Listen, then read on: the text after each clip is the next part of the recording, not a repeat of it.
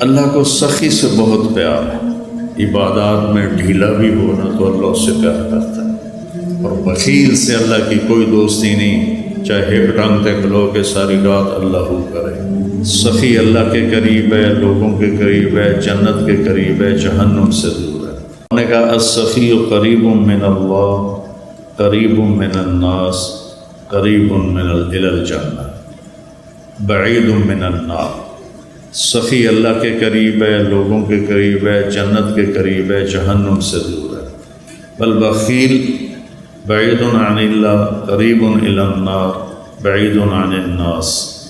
جو بخیل آدمی ہے وہ اللہ سے بھی دور ہے، لوگوں سے بھی دور ہے، جنت سے بھی دور ہے، جہنم کے قریب ہے۔ تب ایک چھوٹی سی آیت میں پیش کرتا ہوں۔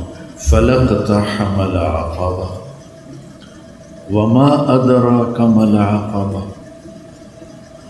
حیرت کے اظہار کے لیے عربی میں دو لفظ تھے، ما افعلہ و افعل بہ۔ قرآن نے ایک تیسرے لفظ کا استعمال کیا جس نے عربوں کو حیرت میں ڈال دیا، جو قرآن القارعۃ ما القارعۃ وما ادراک ما القارعۃ وما ادراک ما الحاقۃ وما ادراک ما سقر وما ادراک ما یوم الدین۔ یہ استعمال پہلے عرب میں نہیں تھا، اس کو قرآن نے استعمال کیا کہ بالکل جب کوئی حیرت میں ڈوب جائے وہاں یہ لفظ بولا جاتا ہے۔ تو اللہ تعالیٰ نے فرمایا کہ پھر تم نے گھاٹی کو پار کیوں نہ کیا؟ اقتحام کہتے ہیں، پہلے سڑکیں تو تھیں نہیں، کہیں کھائیاں آ جاتی تھی، کہیں نشیب، کہیں فراز۔ تو جہاں کہیں ایسا ہوتا تھا کہ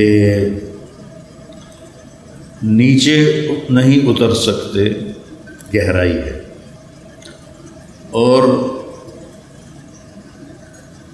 سوائے گھوڑے کے کوئی اور شکل نہیں پار چھلانگ لگانے کی، اس کو کہتے تھے اقتحام، کہ گھوڑے کو اٹھانا اور ایڑ لگانا اور چھلانگ لگوا کے پار۔ یہ ایک جان کا قرعہ ہوتا تھا کہ ذرا گھوڑے کا پاؤں پھسلا تو اندر پتہ نہیں زندگی پھر بچتی ہے یا نہیں بچتی۔ اور اس طرح گھوڑے کو اٹھانا، وہ اس کو بہت زیادہ پریکٹس کروائی جاتی۔ یہ یوسف اور اس کا چھوٹا بھائی، یہ دونوں گھوڑ سواری سیکھ رہے تھے، تو چھوٹا تو جلدی ماہر ہو گیا، یہ بھی کچھ دوڑانے لگا۔ تو ایک دفعہ یہ گھوڑے پہ آ رہا تھا، میں گھر سے نکلا، میں نے پوچھا ہاں جی بن گئے ہو مولانا صاحب گھوڑ سوار کا؟ جی۔ میں کہا کھالا ٹاپ کے دکھاؤ۔ وہ کھیت سامنے کھیت تھا کھلا، اس میں فصل نہیں تھی۔ میں نے کہا وہ ایکڑ کے آخر میں جاؤ، وہاں سے گھوڑے کو دوڑاؤ، اور یہ جو کھالا ہے نا کوئی 2.5 فٹ کا 3 فٹ کا، اس سے گھوڑے کو پار ادھر لے آؤ تو میں سمجھوں گا تم گھوڑ سوار بن گئے ہو۔ میں نے کہا ٹھیک ہے۔ تو یہ اپنے گھوڑے کو لے گیا اور وہاں سے اس کو اٹھایا، اس کو اچھی دوڑائی، اور جب اس کے قریب آیا تو اس کو اٹھانا تھا۔ فَلَقْتَحَمَ الْعَقَبَةَ، میں اس کا مطلب بتا رہا ہوں کہ چھوٹا سا کھالا تھا، تو جب اس نے گھوڑے کو اٹھایا تو گھوڑے نے کھالا دیکھا یہ اتنا ماہر نہیں، تو اس نے یوں منہ مارا تو یوسف صاحب کھیت میں گرے، گھوڑا کھیت سے باہر کھڑا ہو گیا۔ شکر ہے وہ کھیت میں گرا ہے، اس کی ہڈی کوئی نہیں ٹوٹی۔ تو اقتحام کہتے ہیں مشکل کھائی کو پار کرنا۔ پھر اللہ نے کہا تمہیں پتہ ہے وہ کیا ہے؟ دیکھیں، نماز، روزہ، حج، زکوٰۃ، اور سب سے مشکل جہاد، پھر ہر وقت کی محنت تبلیغ، پھر تہجد، پھر عمرے، پھر ذکر، پھر تلاوت، پھر نوافل، کتنے بے شمار کام ہیں۔ کسی کو اللہ نے نہیں کہا کھائی کیوں نہ پار کی، صرف ایک کام کو اللہ نے کہا، جس کو میں ابھی بتاتا ہوں تو نے پھر کھائی کیوں نہ پار کی؟ اس میں کیا مطلب ہے کہ کوئی کر سکے گا، ہر ایک نہیں کر سکے گا۔ 10,000 کا لشکر تھا قریش کا، جب وہ آئے مدینہ حملہ کرنے تو آگے خندق کھودی ہوئی تھی، تو صرف ایک آدمی نے چھلانگ لگا کے اس کھائی کو پار کیا، عمر بن عبد ود، باقی کسی کی ہمت نہیں ہوئی، حالانکہ اتنے سارے شاہ سوار تھے، صرف ایک نے گھوڑے کو اٹھایا اور جا کر دوسری طرف جا کر اس نے چھلانگ لگائی۔ تو اللہ تعالیٰ نے فرمایا تمہیں کچھ خبر ہے کہ یہ کھائی پار کرنا میں کیا مطلب لے رہا ہوں؟ کہ نہیں یا اللہ، کا فک کو رکھا ہوا، سبحان، جن کی گردنیں پھنسی ہوئی ہیں مصیبت میں، تکلیف میں، بیماری میں، قرضے میں، مصائب میں۔ کوئی مصائب کی ایک قسم ہو تو بتاؤں، یہاں تو ایک سلسلہ ہے دکھوں کا۔ یہ سکھ تو اللہ نے سارے جنت میں رکھے ہیں، تو لوگوں کی گردنیں چھڑانا، لوگوں کی گردنیں چھڑانا، فک و رقابہ، اتنا خوبصورت لفظ ہے۔ پہلے جو تھے نا غلاموں کے، ہم گئے تھے وہ تنزانیہ کے زنجبار ہماری جماعت گئی، نئی بٹ صاحب بھی ساتھ تھے، تو وہاں جہاں غلاموں کو وہ پکڑ کے لاتے تھے اور وہاں ان کو اندر قید کرتے تھے، پھر بحری جہاز آتے تھے تو ان کو بیچ کے آگے روانہ کرتے تھے۔ زنجبار سے کتنے کالے امریکہ پہنچے اور یورپ پہنچے، تو ان کی گردن میں توق ہوتا تھا کہ یہ بھاگ نہ جائیں، وہ توق وزنی ہوتا تھا، وہ بڑے کرب اور تکلیف میں ہوتا تھا غلام۔ تو اللہ نے وہ تعبیر لی، فک و رقابہ، کہ جس کے گردن میں لوہے کے توق پڑے ہوں اس کے توق کھول کے آزاد کر دے۔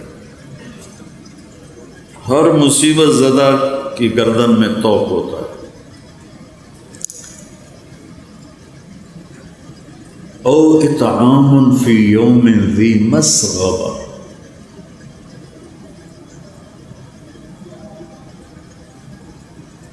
یتیما ذا مقربہ او مسکینا ذا متربہ، فی یوم ذی مسغبہ۔ صبغ کہتے ہیں اسبغ علیکم نعمہ ظاہرۃ و باطنہ۔ بارش ہوتی ہے تو ہم پورا بھیگ جاتے ہیں، اگر باہر ہوں پورا بھیگ جاتے ہیں، کہیں سے بھی ہمارا کوئی پہلو نہیں بچتا۔ تو اللہ تعالیٰ فرما رہا ہے کہ وہ آدمی جس پر بھوک بارش کی طرح چھا گئی اور کہیں سے بھی وہ نہیں نکل پا رہا اس بھوک سے، اس کو اس بھوک سے نکالنا، خاص طور پر جب وہ تیرا رشتہ دار ہو اور ہو بھی یتیم۔ رشتہ داروں میں کوئی مالدار ہو جائے تو غریب حسد کرتے ہیں اور مالدار تکبر کرتا ہے، وہ ان کے ضائع ہونے کی تمنا کرتے ہیں، وہ ان پر اپنے مال کا روب جتلاتا ہے۔ تو اللہ نے کہا ذا مقربہ، جو تیرا قریبی رشتہ دار ہے نا، قرب والا، اس کو بھوک نے بارش کی طرح ایسے گھیرے میں لے لیا ہے، نکلنے کا راستہ ہی نہیں ہے، اس کو کھانا کھلا۔ او مسکین، فقیر اسے کہتے ہیں جس کے گھر میں ایک دن کا کھانا ہو۔ مسکین سکن سے ہے، سکن ہوتا ہے ٹھہر جانا، ٹھہر جانا۔ مسکین جس کے زندگی ٹھہر گئی ہو بھوک کی وجہ سے، فاقے کی وجہ سے، اس کے پاس ایک لقمہ روٹی۔ فقیر اسے کہتے ہیں جس کے پاس 24 گھنٹے کا تو کھانا ہو، آگے کوئی نہ ہو۔ اور مسکین اسے کہتے ہیں جس کی زندگی ٹھہر گئی ہو، سکن، سکون ہم عام طور پر کہتے ہیں، سکون آ گیا۔ اس مسکین کو کھانا کھلانا، یہ ہے گھاٹی کو پار کرنا۔ اب اس ویلفیئر کے کام میں غیر مسلم بھی شریک ہیں، مسلم بھی شریک ہیں، تو پھر اللہ نے آگے اس پچھلے کام کی قبولیت کی شرط لگائی، ثم، صرف اتنے سے پاس نہیں کروں گا، ثم، پھر اس کے بعد تم کان من الذین آمنوا، تم ایمان والے بھی ہو، ایمان والے بھی ہو، ایک شرط۔ دوسری وتواصوا بالصبر وتواصوا بالمرحمہ، اور لوگوں کو صبر اور رحم کی دعوت بھی دینے والے ہو۔ پتہ چلا تبلیغ کا کام تو اللہ ہمارے ذمہ لگا رہا ہے کہ لوگوں کو خیر کی بات کرو، لوگوں کو صبر کی بات کرو، لوگوں کو معاف کرنے کی بات کرو۔ اولئک اصحاب المیمنہ، یہ وہ لوگ ہیں جو قیامت کے دن کامیاب ہوں۔ تو میرے عزیزو، یہ زندگی بھر کا سودا ہے، جتنا ہم اللہ کو دیں گے۔ حضرت ابوبکر صدیق کے زمانے میں قحط آ گیا تو لوگ بڑے پریشان ہوئے۔ حضرت ابوبکر صدیق خلیفہ تھے کہ جی کیا کریں کیا کریں، کھانے کو کچھ نہیں۔ کہنے کہ انشاءاللہ اللہ کی مدد آنے والی۔ تو چند دن گزرے تو حضرت عثمان رضی اللہ عنہ کا قافلہ ملک شام سے 1000 اونٹوں کا، یوں سمجھیے 1000 ٹرالے اس زمانے کا قافلہ۔ تو جتنے وہ تاجر تھے بڑے جو تھوک والے، وہ ان کے پاس گئے کہ جی سودا کریں۔ کہنے کہ کیا دو گے؟ کہنے کہ 10 روپے کی چیز 12 میں لے لیں۔ کہ نہیں مجھے منظور نہیں۔ اچھا 10 روپے کی چیز ہم 14 میں لے لیں۔ کہ نہیں مجھے نہیں منظور۔ کہ اچھا ہم 10 روپے کی چیز 15 میں لے لیں گے، اس سے آگے ہماری ہمت نہیں۔ تو حضرت عثمان نے فرمایا کہ مجھے قیمت زیادہ لگ چکی ہے، لہذا میں تمہیں نہیں بیچوں گا۔ وہ کہنے کہ سارے جو ہیں تھوک کے تاجر وہ تو تیرے سامنے بیٹھے ہیں، تو اب کون ہے جو آپ کو زیادہ پیسے لگا گیا ہے؟ تو کہا تم سے پہلے میرا اللہ مجھ سے بات کر رہا ہے کہ من جاء بالحسنۃ فلہ عشر امثالھا، کہ تو عثمان تیرے 1 روپے کی چیز میں 10 روپے میں خریدوں گا، تو لہٰذا میں اللہ کو بیچ رہا ہوں۔